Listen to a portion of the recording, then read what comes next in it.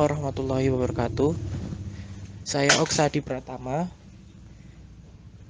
dengan nomor NIM 430 402 00173.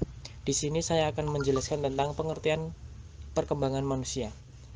Perkembangan adalah bertambahnya struktur dan fungsi tubuh yang lebih kompleks dalam kemampuan gerak kasar, gerak halus, bicara, bahasa, sosialisasi, dan kemandirian.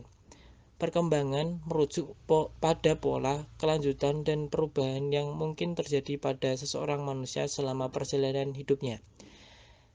Sebagian besar perkembangan meliputi pertumbuhan sekalipun kemunduran menjadi bagian di dalamnya, misalnya mengolah informasi menjadi lebih lambat pada seorang dewasa yang lebih tua. Perkembangan bersifat kualitatif, yang pengukurannya lebih sulit daripada pengukuran pertumbuhan. Perkembangan adalah bertambahnya kemampuan dalam struktur dan fungsi organ tubuh menjadi lebih kompleks dalam pola yang besar, seperti hasil dari proses pematangan sehingga organ tersebut dapat menjalankan fungsinya.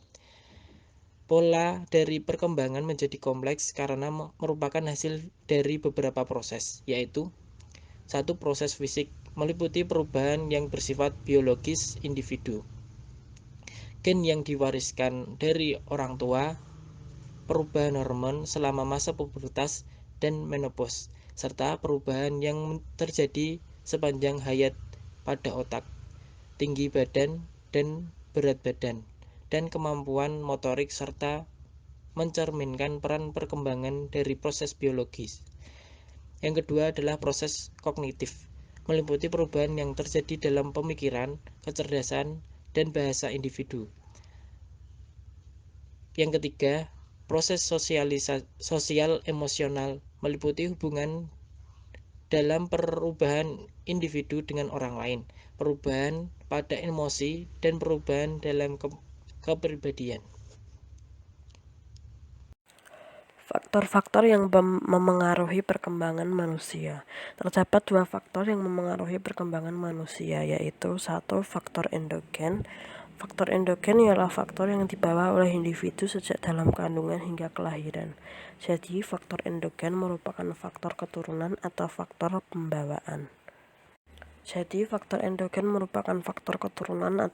pembawaan. Oleh karena individu itu terjadi dari bertemunya ovum dari ibu dan sperma dari ayah.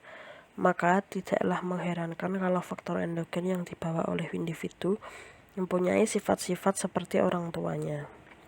Terdapat pula dua jenis faktor endogen, yaitu sifat-sifat fisik, sifat psikologis, dan bakat.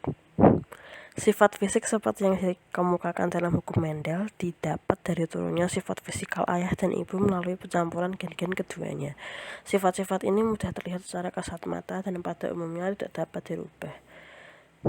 Sifat-sifat pembawaan psikologis manusia juga diturunkan dari orang tuanya. Yang paling erat hubungannya dengan jasmani adalah temperamen. Walgito 2010. Temperamen merupakan sifat-sifat pembawaan yang erat hubungannya dengan struktur kejasmanian seseorang, yaitu yang berhubungan dengan fungsi-fungsi fisiologis seperti darah, kelenjar-kelenjar, cairan-cairan lain yang terdapat dalam diri manusia. Dalam bukunya, Walgito juga memaparkan bahwa temperamen pada umumnya bersifat konstan. Bakat atau aptitude merupakan potensi-potensi yang berisi kemungkinan-kemungkinan untuk berkembang ke suatu arah. Bakat bukanlah sesuatu yang telah terjadi, maka telah terbentuk pada waktu individu dilahirkan, tapi baru merupakan potensi-potensi saja. Keaktualisasian potensi ini yang akan memengaruhi oleh faktor eksogen. Faktor eksogen ialah merupakan faktor yang datang dari luar dari individu, merupakan pengalaman-pengalaman alam sekitar, pendidikan, dan sebagainya. Pengaruh pendidikan dan pengaruh lingkungan sekitar itu sebenarnya terdapat perbedaan. Pada umumnya pengaruh lingkungan bersifat pasif, dalam arti bahwa lingkungan tidak memberikan suatu paksaan kepada individu. Lingkungan memberikan kemungkinan-kemungkinan atau kesempatan-kesempatan kepada individu. Bagaimana individu mengambil manfaat dari kesempatan yang diberikan oleh lingkungan tergantung kepada individu yang bersangkutan. Tidak demikian halnya dengan pendidikan. Pendidikan dijalankan dengan penuh kesadaran dan dengan secara sistematis untuk mengembangkan potensi-potensi ataupun bakat-bakat yang ada pada individu sesuai dengan cita-cita atau tujuan pendidikan. Faktor lingkungan sendiri memiliki berbagai jenis, diantaranya lingkungan fisik, yaitu lingkungan yang berupa alam, misal keadaan tanah, keadaan musim, dan sebagainya. Lingkungan alam yang berbeda akan memberikan pengaruh yang berbeda pula kepada individu. Misalnya, daerah pegunungan memberikan pengaruh yang lain apabila dibandingkan dengan daerah pantai. Yang kedua, lingkungan sosial, yaitu merupakan lingkungan masyarakat. Dalam lingkungan masyarakat ini adanya interaksi individu satu dengan individu lain. Keadaan masyarakat pun akan memberikan pengaruh tertentu terhadap perkembangan individu. Lingkungan sosial ini biasa dibedakan menjadi lingkungan sosial primer dan lingkungan sosial sekunder. Lingkungan sosial primer yaitu lingkungan sosial dengan adanya hubungan yang erat antara anggota satu dengan orang lain. Anggota satu saling kenal mengenal dengan baik dengan anggota lain. Sementara lingkungan sosial sekunder yaitu lingkungan sosial yang hubungan anggota satu dengan anggota lain agak longgar. Pada umumnya anggota satu dengan anggota lain kurang atau tidak saling mengenal. Dalam buku Pengantar Psikologi Umum, Walgito juga mengemukakan bahwa hubungan antara individu dan lingkungannya terdapat hubungan yang saling timbal balik. Bagaimana sikap individu terhadap lingkungannya dapat dikemukakan sebagai berikut. 1. Individu menolak atau menentang lingkungannya. Dalam keadaan ini lingkungan tidak sesuai dengan yang ada di dalam diri individu. 2. Individu menerima lingkungan. Dalam hal ini keadaan lingkungan sesuai atau sejalan dengan yang ada dalam individu. 3. Individu bersikap netral. Dalam hal ini individu tidak menerima tetapi juga tidak menolak. Individu dalam keadaan status quo terhadap lingkungan.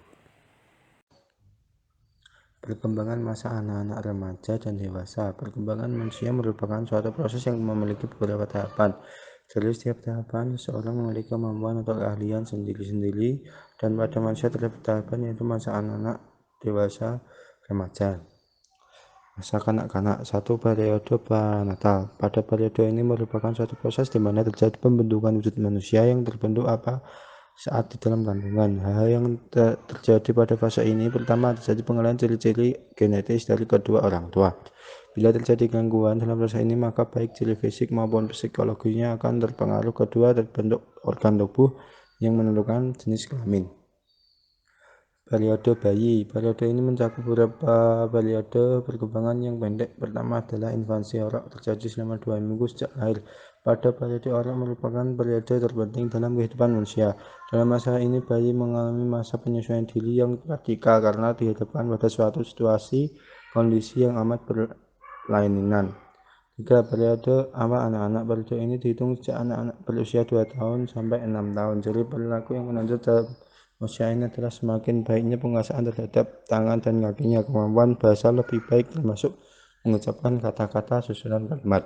Periode anak akhir. Pada periode ini mulai sejak anak-anak berusia 6 tahun sampai organ-organ seksualnya matang. Kematangan seksual ini sangat bervariasi baik antar jenis kelamin maupun antar budaya yang berbeda, tetapi pada umumnya dapat diambil patokan 12-13 tahun untuk perempuan dan 14-15 tahun untuk laki-laki. Dalam usia sekolah anak-anak sudah jauh mandiri. Masa remaja. Periode pubertas. Masa pubertas ditandai dengan matangnya organ-organ reproduksi sehingga secara fisik biologis remaja sudah siap beranak pinak. Periode pubertas merupakan suatu proses tumpang tindih, yaitu terjadi pada akhir masa anak dan awal remaja. Pubertas merupakan masa yang cukup sulit bagi individu, timbulnya tanda-tanda seksual sekunder pada bagian tertentu. Periode remaja adalah masa transisi dalam periode anak-anak ke periode dewasa. Periode ini merupakan masa yang amat penting dalam kehidupan seseorang, khususnya pembentukan kepribadian individu. Masa dewasa. Periode awal dewasa. Masa awal dewasa terjadi pada umur 18-40 tahun.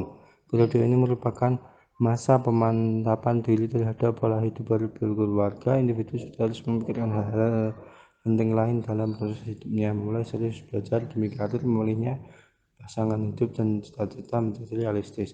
Periode pertengahan dewasa berkisar usia 40-60 tahun. Kehidupan masa ini sudah terbilang mapan. Periode ini merupakan masa transisi seperti yang masa proses, tetapi membedakan adalah sebagai diri fisik dan lingkungan sosial. Periode lanjut usia merupakan periode terakhir dari kehidupan saya, yaitu 60 tahun. Atas masa ini merupakan saat-saat untuk menyusuri segala sesuatu yang sudah ia capai di masa lalu. Kondisi fisik ini pada masa ini sudah sangat menurun. Oleh karena itu, berbagai masalah juga harus mereka hadapi, secara ekonomi, status sosial, ditinggalkan pasangan, dan nilai-nilai yang berubah merupakan sumber-sumber masalah utama.